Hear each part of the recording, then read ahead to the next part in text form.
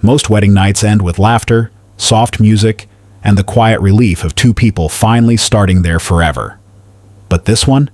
It ended with a moment so sudden, so devastating, that investigators later said they had never seen a celebration collapse into tragedy that fast. Somewhere between the last toast and the long walk to the elevator, something shifted. A phone call that should have ended hours earlier stayed connected by accident.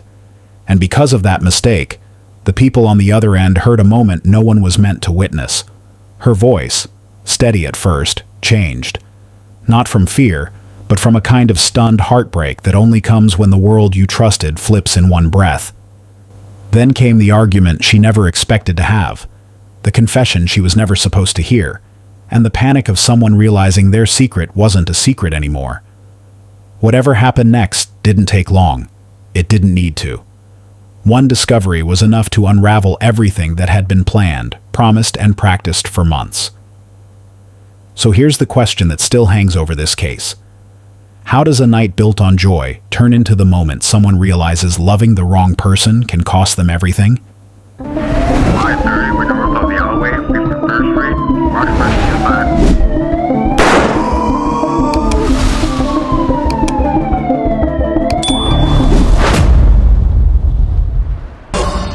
Before anything shattered, there was a woman named Marielle Hodges who believed she had finally figured out what real love looked like. She was 31 years old, warm-hearted, level-headed, the kind of person who walked into a room and made everyone feel a little more comfortable. She grew up in Raleigh, North Carolina, in a home where marriage was cherished, not feared, where commitment wasn't something people ran from but something they worked toward with both hands. Her mother always told her that finding the right partner meant finding someone who showed up even when things got hard. And Marielle carried that belief into every relationship she entered, even the ones that broke her heart. She worked as a pediatric medical assistant, spending her days with kids who cried over shots and parents who worried too much. She had this gentle way of calming people down, making them feel like everything would be okay, even when they didn't believe it themselves. After a messy breakup in 2019, with someone who didn't value her the way she deserved, Marielle spent 3 years rebuilding her life, piece by piece. She got a better job, surrounded herself with better friends, developed a healthier mindset about what she wanted and what she refused to accept. She told everyone around her that she was done settling, done accepting less than what she gave, done ignoring red flags just because she wanted something to work. She wanted stability. She wanted loyalty. She wanted long-term commitment that didn't crumble under pressure. Her friends admired how intentional she became about protecting her peace, how carefully she guarded her heart after giving it away too freely in the past. She created boundaries she never had before, learned to recognize patterns that used to slip past her awareness, and promised herself she would never ignore her instincts again, just to make someone else comfortable. And then she met Torian Hale. He was 33, handsome in a way that turned heads without trying, always groomed, always well-dressed, always carrying himself like someone who understood exactly how the world saw him. He worked remotely in something he called consulting, though he rarely shared details about what that actually meant. When people asked about his job, he gave vague answers that sounded impressive but revealed nothing concrete. In public, he was polite and charming, the kind of man who knew how to make small talk feel meaningful, who remembered names and asked follow-up questions and complimented people in ways that stuck with them. Everyone who met him said the same thing. He had discipline, he had presentation, he had his life together in ways that made him seem older than his years. Torian had a childhood friend named Keon Rivers, who was 34, soft-spoken but confident, always close by even when it seemed like he shouldn't be. He was the gym partner, the travel buddy, the one who showed up when least expected but blended in so well that nobody questioned why he was always around. Keon had this quiet intensity about him, the kind that made people feel like he was always thinking 3 steps ahead, always calculating, always aware of everything happening in the room even when he pretended not to be paying attention. People saw him as part of the inner circle, someone loyal to Torian in a way that felt brotherly, protective, unshakable. He had been there through every major moment in Torian's life, every celebration and every crisis, every decision that shaped who Torian became. Marielle and Torian met on March 6, 2021, at a charity event where she wasn't even planning to stay long. She had worked a double shift the day before and almost skipped the whole thing, but her friend convinced her to show up for an hour, just to be social, just to step outside her routine. Torian approached her near the drink table, asked her opinion on something small, and somehow turned that into a conversation that lasted the rest of the evening. His attention toward her felt genuine in ways she hadn't experienced in years. He texted her consistently, not too much but enough to show interest. He planned thoughtful dates that showed he paid attention to things she mentioned in passing. He offered emotional support when work stressed her out, listened without trying to fix everything, praised her softness and her calmness, and her loyalty in ways that made her feel seen. She called him the man she prayed for, the one who finally made sense after so many relationships that didn't. Her friends noticed how happy she seemed, how the stress lines around her eyes softened, how she laughed more easily than she had in years. They watched her fall in love with someone who seemed to check every box she had written down after her last heartbreak. But there were things about him that didn't line up, small moments that felt off, even though she couldn't explain why. He preferred dim lights when they were intimate, avoiding eye contact in ways that made her feel like he was somewhere else entirely. She tried not to read too much into it, told herself some people just weren't comfortable with brightness, that it didn't mean anything deeper than personal preference. He avoided long hugs, pulling back just a little too soon, as if physical closeness made him uncomfortable in ways he couldn't articulate. When she wrapped her arms around him after a long day, he would squeeze her shoulders briefly and then step away, always with a smile, always with an excuse about needing to check something or grab something or do something that required space between them. She noticed but didn't push, didn't want to seem needy or demanding, didn't want to turn something small into a problem that didn't exist. He spent hours in the mirror before they went anywhere, changing clothes multiple times even for casual outings, adjusting his hair, checking his reflection from every angle like he was preparing for something bigger than dinner at a restaurant. She thought it was confidence, attention to detail, the kind of care that showed he took pride in how he presented himself.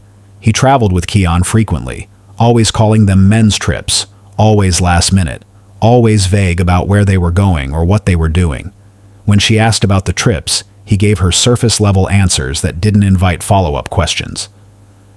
He said they went to the gym in another city, visited a friend, checked out a new spot he'd been wanting to see. Nothing about his explanations sounded suspicious on their own, but together they created a pattern she couldn't quite name. Her best friend once whispered that something felt off, that she couldn't put her finger on it, but something about him didn't match the way he presented himself. Marielle brushed it aside.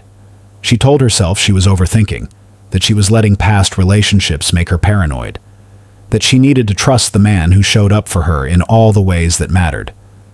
She saw a man who adored her. She didn't see how much of him was built from secrets that stretched back years before they ever met. Spring 2022, 3 months before the wedding, Torian told Marielle he wanted to look perfect for their big day. She thought he meant extra gym time or maybe a new skin routine, the kind of thing people do when they want to feel their best for photos that will last forever. She didn't think much of it when he mentioned seeing a cosmetic surgeon for a consultation. She figured it was confidence work, self-care, something that would make him feel better about himself. What she didn't know was that he had booked multiple procedures without telling her, surgeries that went far beyond anything she imagined.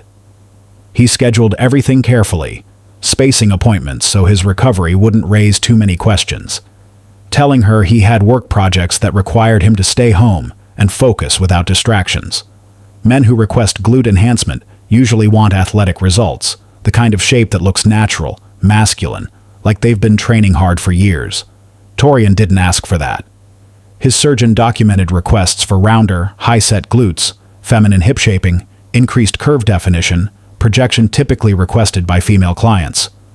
The surgeon even noted in his records that the requests were unusual for a male patient, that the desired outcome didn't align with typical masculine aesthetic goals. Torian wasn't trying to look like a man who worked out. He was shaping himself into something else entirely, something softer, something designed to appeal to preferences that had nothing to do with his bride. He also had lip fillers done. Subtle at first, but enough to change the shape of his mouth, to make his lips fuller and more pronounced. He had cheek contour augmentation that gave his face a different structure, softer angles, more defined curves. He had a subtle facelift that tightened skin and smoothed lines, making his features look younger, more delicate, less sharp. When Marielle noticed the changes, she told herself it was self-care, that he was investing in his confidence, that plenty of people got work done, and it didn't mean anything deeper. She complimented the results, told him he looked great, asked if he felt better about himself. He smiled and said he did, that he wanted to be the best version of himself for her, for their future together. But none of it aligned with how he presented himself to the world. None of it matched the man she thought she was marrying. She thought she was marrying a man working on his confidence. She never considered he was shaping himself for someone else. The procedures weren't cheap, and they weren't quick. He spent weeks recovering, moving carefully, avoiding activities that might disrupt the healing process. She brought him food, checked in on him, offered to help in any way she could. He smiled and thanked her and told her everything was fine, even as he healed from surgeries she didn't know he had. When he finally showed her the full results, standing in front of the mirror and turning to different angles so she could see everything, she noticed how different he looked, but didn't push for explanations. She thought supporting him meant accepting his choices without judgment, even when those choices confused her. Where are you watching from? Let us know in the comments section. Behind everything Torian did, behind every choice he made, sat a secret that shaped his entire adult life. Torian's father, Reverend Hale, passed away in 2020 after a short battle with an illness nobody saw coming. His death shook the family in ways they weren't prepared for, not just because they lost someone they loved, but because his will contained a stipulation that trapped Torian in a decision he never wanted to make. He would inherit $850,000, a significant sum that represented years of careful saving and wise investments, only if he married a woman before he turned 35. The condition wasn't a surprise to anyone in the family. They knew what it meant. They knew why it existed. The family already knew he was gay, but silence was easier than scandal. Torian came out to his parents when he was 22, young and hopeful that honesty would lead to acceptance. His father responded with disappointment so heavy it felt like physical weight pressing down on everything Torian tried to say. His mother cried, not because she didn't love him, but because she immediately understood what his truth would cost their family and a community that didn't make space for difference. They didn't disown him. They didn't kick him out. They did something worse. They taught him to hide. They taught him that his identity was a problem to be managed, a risk to be minimized, a truth that could never be spoken out loud if he wanted to keep his place in the family. His mother reminded him often that a wife brings stability, that a wife keeps questions away, that living the life he wanted would cost him everything his father built. She didn't say it with cruelty. She said it like it was a fact, something unavoidable, something he needed to accept if he wanted to survive in their world. She talked about reputation the way other people talked about survival, like it was the oxygen their family breathed, like losing it would kill them faster than any disease. Torian learned early how to perform love rather than feel it. He learned how to smile at the right moments, how to say the right things, how to make people believe he was someone he wasn't. He became so good at it that even Marielle, who prided herself on reading people, never saw through the performance. He dated women casually through his 20s, relationships that never went too deep, never lasted too long, never required him to commit in ways that felt permanent. But Keon wasn't just his best friend. He had been his partner for 8 years, long before Marielle ever entered the picture. They met in high school, two kids who recognized something in each other that they couldn't name yet, something that made them feel less alone in a world that didn't understand them. They became inseparable, the kind of friends people assumed would stay close forever, and they were right, just not in the way anyone imagined. They traveled together, lived together briefly in 2017 in a small apartment neither of their families knew about, ended things publicly when family pressure became too much, but privately never stopped. Keon despised the inheritance rule, He despised the wedding. He despised watching Torian stand at an altar with a woman who didn't know the truth. But he went along with it, because Torian promised that once he got the money, they would leave the city and start over somewhere nobody knew them, somewhere they could finally be together without hiding, somewhere reputation didn't matter more than love. Keon agreed, but in resentment.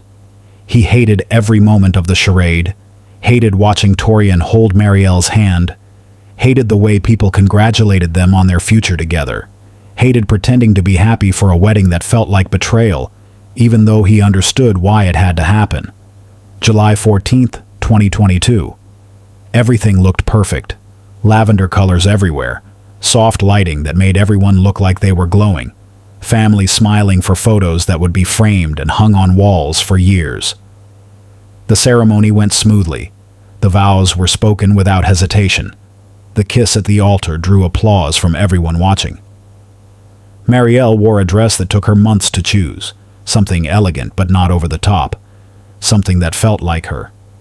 Her bridesmaids cried during the ceremony. Her mother couldn't stop smiling. Her father walked her down the aisle with pride written across every feature. Torian looked perfect in his suit, tailored to fit him exactly, standing tall and composed as she approached him.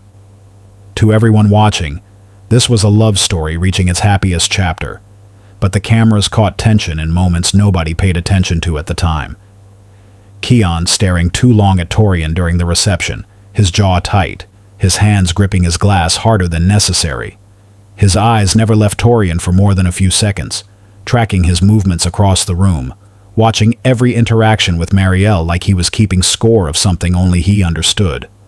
Torian adjusting his suit repeatedly, pulling at his collar, checking his reflection in every window and mirror he passed. He seemed distracted, distant, like his mind was somewhere else, even as he went through the motions of celebrating.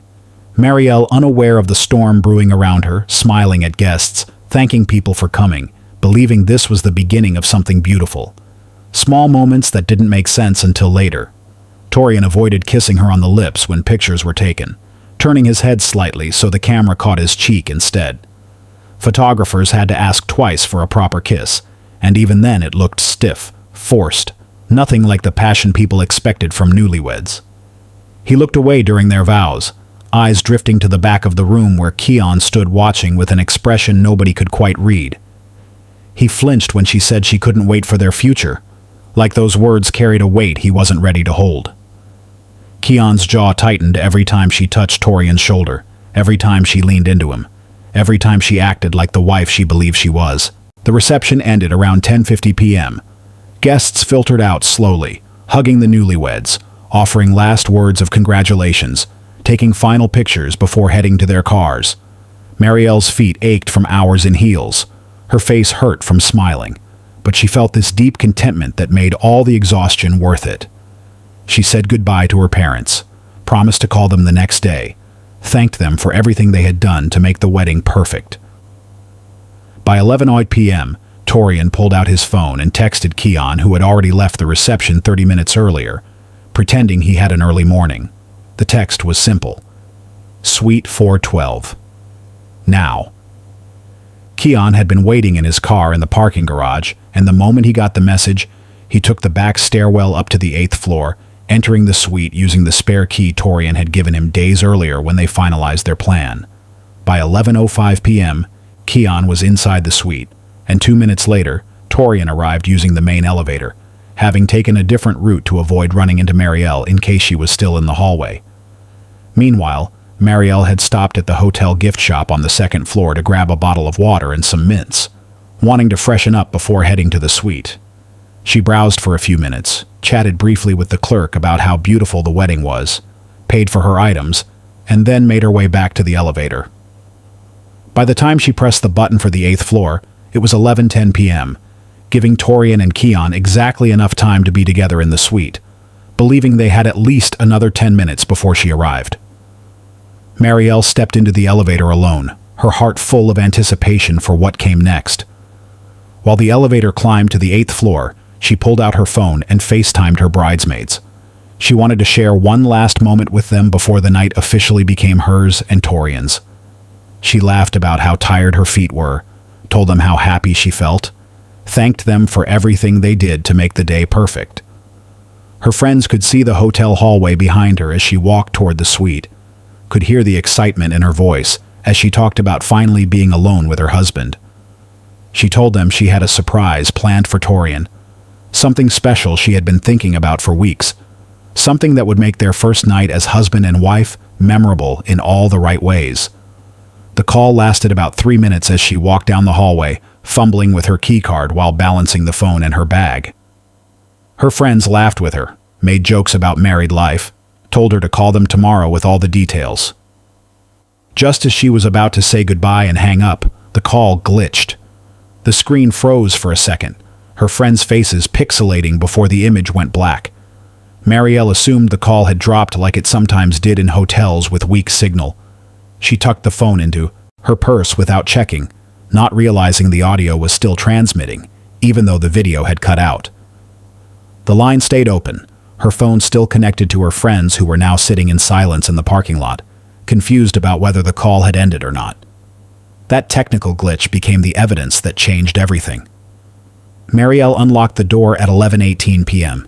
and stepped into the suite expecting rose petals, dim lights, soft music playing in the background. She expected to have a few minutes to herself since Torian said he'd be up in 15 minutes, time to freshen up, to change into something special, to prepare for when he arrived. She dropped her bag near the door, kicked off her heels with a sigh of relief, and walked deeper into the room. The lights were dim, just like she requested, candles flickering on the dresser, the champagne she had ordered sitting in ice on the nightstand. Everything looked perfect. Everything looked exactly like the romantic evening she had imagined. But something felt off. She heard movement from the bedroom area, sounds that made her pause mid-step. She called out Torian's name, confused about how he got there before her when he said he'd be 15 minutes, her voice a mix of surprise and curiosity. No response, just more movement. She walked closer to the bedroom, her heart starting to beat a little faster, confusion replacing the excitement she had felt moments before. And then she froze in the doorway. Torian was already there, in bed, not alone. Keon was with him. Their positions, their closeness, their movements left no room for misunderstanding, no space for explanation, no possibility of innocent interpretation. They had been so focused on each other that they didn't hear her unlock the door, didn't hear her heels drop by the entrance, didn't realize she had arrived earlier than Torian expected. They thought they had more time. They thought she would take longer. They were wrong. This wasn't a conversation. This wasn't a misunderstanding. This wasn't two friends talking about the day or helping each other with something simple. This was intimacy she thought belonged only to her. Intimacy she believed was reserved for the vows they had just spoken hours earlier. Her brain couldn't process what her eyes were seeing, couldn't reconcile the image in front of her with everything she thought she knew about the man she married. Her shocked whisper cut through the air, barely audible but captured perfectly on the live call still running on her phone tucked in her purse near the door. "What are you doing?" It wasn't anger yet. It was disbelief, confusion, heartbreak hitting her all at once before she could process what she was seeing.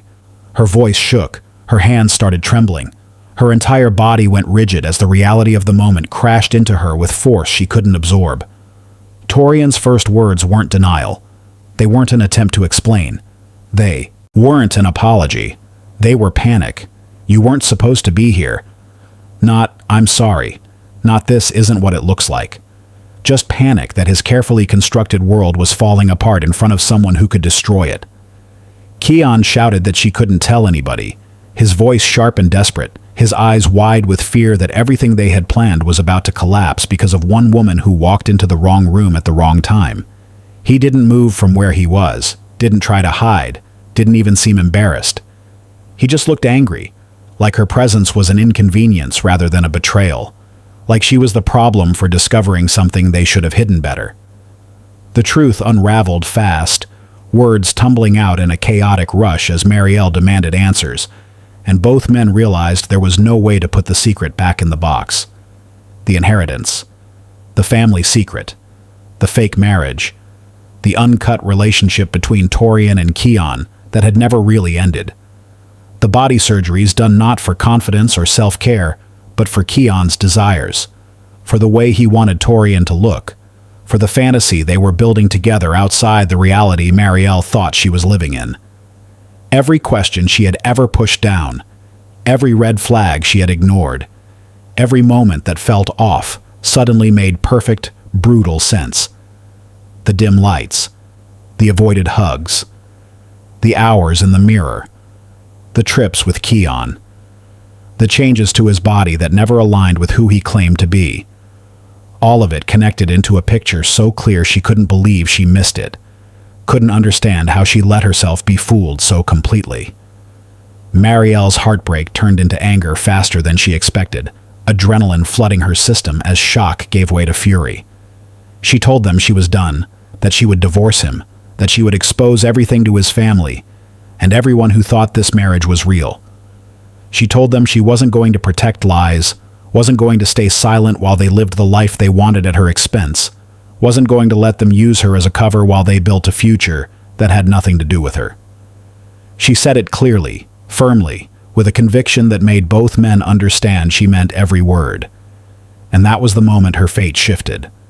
That was the moment two men realized she held the power to destroy not just the inheritance, but the future they had planned for years.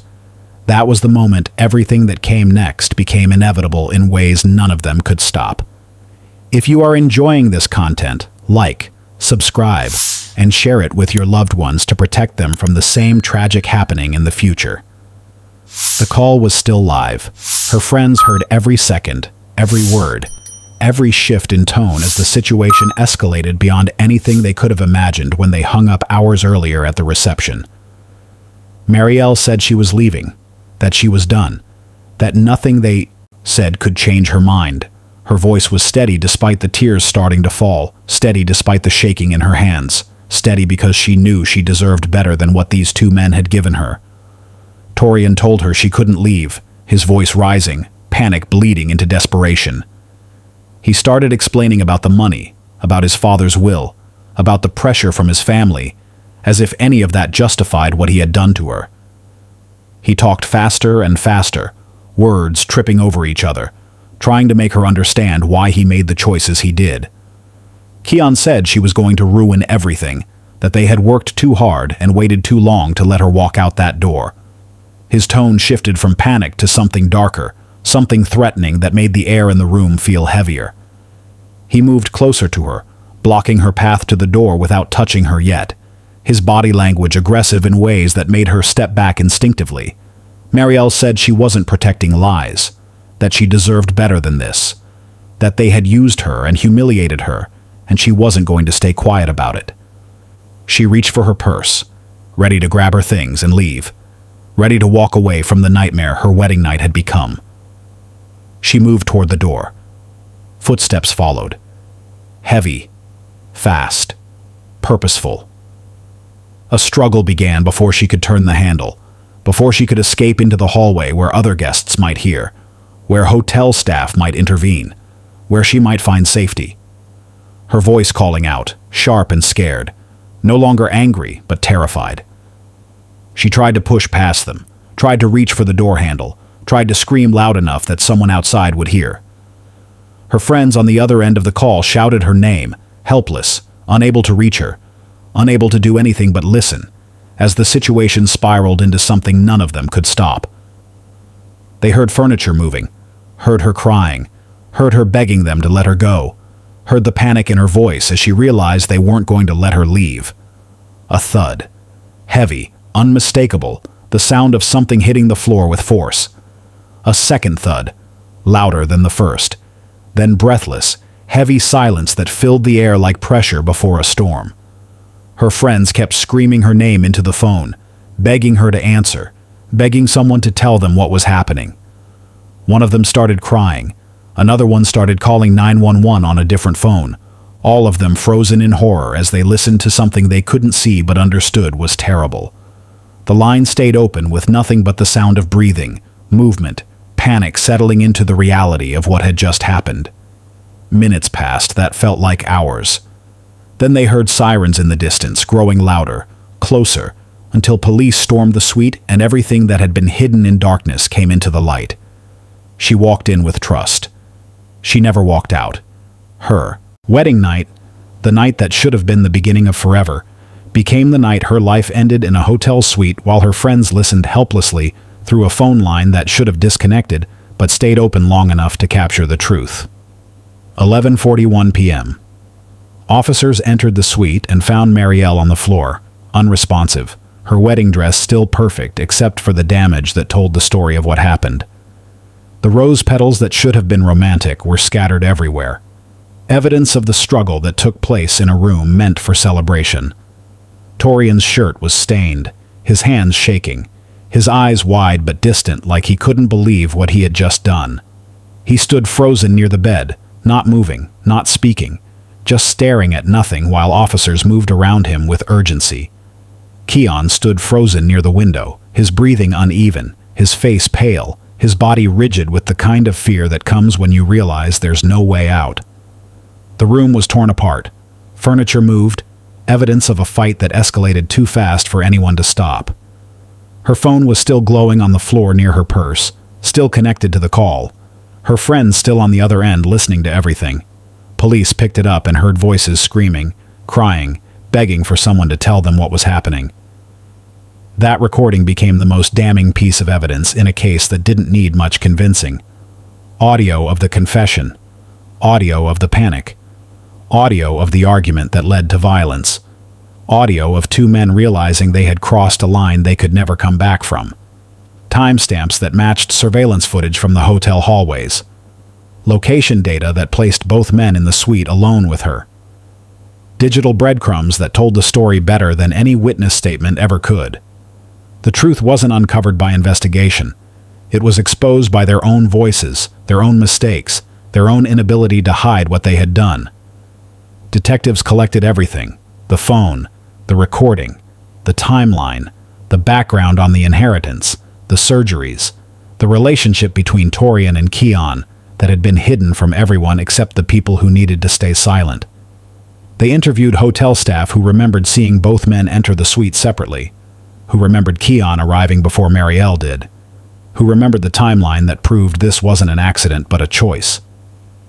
They pulled surveillance footage that showed Torian telling Marielle he needed to get something from the car, then immediately heading to the elevator to meet Keon in the suite before she arrived. Interviews with family members revealed that the secret wasn't new, that people knew but chose not to speak, that reputation mattered more than honesty.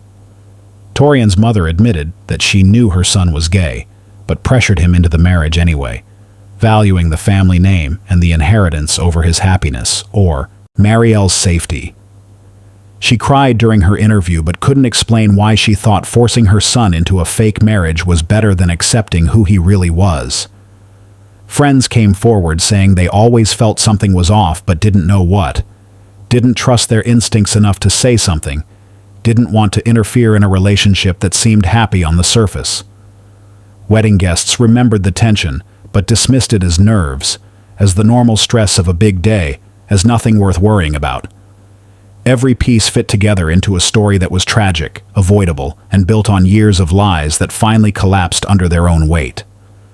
The cosmetic surgeon provided records showing exactly what Torian requested and when, proving that the procedures were done in the months leading up to the wedding, that they were designed to appeal to Keon's preferences, that they were part of a plan that had nothing to do with being a husband to Marielle. Text messages between Torian and Keon revealed conversations about what they would do after the wedding, where they would move, how they would start over once the inheritance came through. Messages that proved this wasn't a spontaneous decision, but something they had discussed for months, something they had planned carefully, something that required Marielle to stay quiet if it was going to work. If you made it to this point, drop a comment saying, "I am still here." Let's see who's still watching. When the case finally went to trial, the courtroom filled with people who could barely process the story they were about to hear. Marielle's family sat on one side, trying to understand how someone they trusted could destroy their daughter on her wedding night. Torian's family sat on the other, torn between love for him and shame over the secrets they had helped him carry. The room settled into a heavy quiet as prosecutors began, not with speeches, but with the evidence that spoke for itself. They started with the audio. Lights dimmed, and the jury listened as the recording from Marielle's phone played. At first, her voice was light, laughing about her sore feet, happy, relaxed. Then the mood shifted. She walked into the suite, and confusion slipped into her words. She asked what she was seeing. Voices overlapped. They heard her confront Torian. They heard him admit the marriage was about the inheritance and image. They heard Keon say, "We can't let her ruin everything." They heard her begging to leave. They heard the struggle, the impact, the choking sounds, and then the silence. People in the gallery cried while jurors stared at the floor as the last seconds faded. Prosecutors didn't rush to fill the room. They let that silence sit, then walked the jury back through everything that led to that moment. They presented the inheritance documents and showed the clause that changed the course of Marielle's life. $850,000, but only if Torian married a woman and stayed in that marriage long enough to prove it. They called the attorney who drafted the will, who confirmed that the condition was real, enforced, and understood by the family. Then they called the surgeon. He described the procedures Torian requested and how they lined up with a look tailored for a partner who wasn't Marielle. He explained that some of the requests were unusual for a male client, but Torian was confident and specific. He knew exactly what he wanted to look like. The point was simple. Torian was reshaping his body for the life he wanted with Keon, while using Marielle to unlock the inheritance that would fund it. Friends took the stand and filled in the history. They talked about Torian and Keon's relationship long before Marielle came along. They described trips they took together, holidays they spent as a pair, nights where Torian disappeared from family events, but showed up in pictures beside Keon somewhere else. Neighbors from Keon's building testified that Torian often stayed for days at a time. Hotel employees from past vacations recalled them booking one-bedrooms and acting like a couple when they thought no one was paying attention. Piece by piece, the jury saw that Marielle had stepped into a story already written, a role created for her so a man could get paid. Family members admitted under oath that they knew Torian was gay but wanted him to marry anyway. They said they hoped a wife would shut down rumors and protect his late father's legacy as a respected pastor. As they spoke, Marielle's friend sat only a few feet away, listening to people calmly explain how their friend was used as a shield instead of loved as a partner. The defense tried to shift the picture. They said Torian was a man crushed under years of expectations, someone who never felt safe being himself. They said he didn't plan to hurt Marielle, that the night spun out of control when she walked in and threatened to expose everything. They painted Keon as a loyal partner reacting in fear. But the timeline told a different story. Digital forensic experts took the stand and broke down the data. They showed the text from Torian to Keon calling him to the hotel. They traced the routes both men took. They played elevator footage, Keon going up at 11:18 p.m., calm and focused. Torian following a few minutes later, just as composed. Then they lined those images up with the audio timestamps from Marielle's phone. The jury could see it clearly. Both men were in that room before she arrived. The meeting in the suite happened first.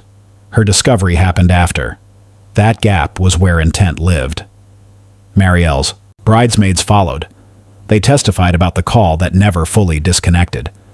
They described hearing her start the night full of joy, then hearing the confusion in her voice as she walked into something she never expected. They told the jury how they heard her begging, promising she just wanted to leave, that she wouldn't say anything if they let her go. One bridesmaid broke down describing the thuds, the struggle, the sound of her gasping. The judge had to pause the proceedings so she could pull herself together. When court resumed, the prosecution played a short section of the audio again, just enough to remind everyone that they weren't listening to theory. They were listening to a woman fighting to live. The defense tried one more path. They suggested that maybe Marielle lost control first, that maybe she grabbed something or swung at them in rage when she saw the truth. They hinted at self-defense, but the medical examiner testified there were no signs that matched that claim. There were no injuries on Torian or Keon that looked like strikes from her. There were no marks on her hands that lined up with her attacking them. No weapon lay near her body. Her injuries fit one story: someone trying to get away and being stopped. For 3 weeks, the jury watched 2 lives pulled apart in detail. They heard about how Marielle spent months choosing flowers, music, and colors, writing vows she meant with her whole heart. They learned how she talked about buying a house, having kids, and building a future with a man she believed loved her. They also heard how Torian spent those same months holding 2 worlds together, his image on one side, his relationship with Keon, and the inheritance on the other. This wasn't a snap reaction. It was the result of years of hiding and using people as pieces in a plan. In closing arguments, the prosecution told the jury that Marielle didn't die because she walked in on something embarrassing. She died because she walked in on something valuable. Her decision to leave and tell the truth threatened the money, the reputation, and the life 2 men had built in secret. They reminded the jury that Torian and Keon had choices at every stage and still refused to let her walk out of that room. Instead, they chose violence. The defense asked for mercy. They said punishment should reflect the pressure, the fear, the years of living a life that never felt safe. They asked the jury to see brokenness instead of coldness, truly. But after everything they had heard, the jury was not convinced. Deliberations took less than a day. When the jurors came back, the courtroom went silent. The 4-person stood and read the verdicts. Guilty on all major counts for Torian. Guilty for Keon's role in the attack. Marielle's mother collapsed into her husband's arms, sobbing. Torian's mother covered her face, finally forced to face what their choices had cost. Weeks later at sentencing, the judge told both men that Marielle deserved a love that was real, not a part in a lie wrapped around money and fear. He said they had been given chance after chance to choose honesty, and walked away from it every time. Torian received life without parole. Keon received 30 years, with a distant chance at release. As deputies led them out of the courtroom in chains, Marielle's mother spoke toward their backs. She deserved so much better than you. No one in that room disagreed. Thank you for staying with this story all the way through. Cases like this remind us how fast emotions, secrets, and choices can collide in ways no one ever plans for. If this story moved you, taught you something, or opened your eyes to how quickly a situation can turn, don't leave without dropping your thoughts in the comments. What part of this hit you the hardest? And what do you think could have changed the outcome? How would you have reacted if you discovered something like this on your wedding night? If you haven't already, make sure you like this video so more people can hear stories that protect them from walking into danger they never saw coming. Hit that subscribe button and stay close, because we have more real cases on the way. Cases that challenge everything you think you know about love, trust, and the human heart. These stories matter because they show us the warning signs we might miss in our own lives, the red flags we might ignore because we want to believe the best in people we love. Share this with someone you care about. You never know who might need the reminder that one choice, one secret, or one moment of betrayal can shift a life forever. We'll see you in the next story. Stay safe, stay aware, and never ignore the instincts that tell you something isn't right, because those instincts exist to protect you from dangers you might not see until it's too late.